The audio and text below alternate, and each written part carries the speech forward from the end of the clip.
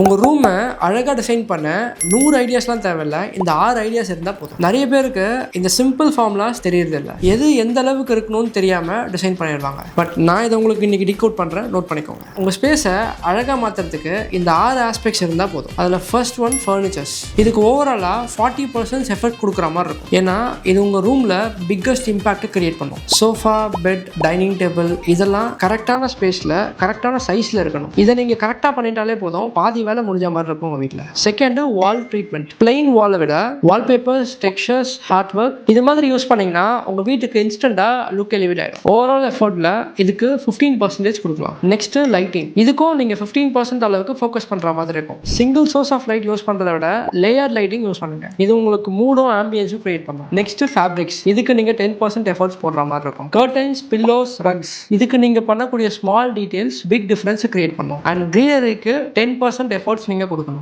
Plan start பண்ணீங்கன்னா உங்கள் space ரொம்ப லைவ்லியாக ஃபீல் ஆகும். So final 10% for decor and accents. Small decor items use பண்ணலாம். டூ மச்சா இல்லாமல் கரெக்டாக யூஸ் பண்ணிங்கன்னா ப்ரீமியம் ஃபீலை கொடுக்கும். ஸோ உங்கள் வீட்டுக்கு இனிமேல் இன்டீரியர்ஸை ரேண்டமாக டிசைன் பண்ணாதீங்க. நான் சொன்ன இந்த ரேஷியோவில் பிளான் பண்ணுங்கள். அண்ட் உங்கள் ஸ்பேஸ்க்கான கிரியேட்டிவ் டிசைன்ஸ்க்கு என்கூட கான்டாக்ட் பண்ணுங்கள்.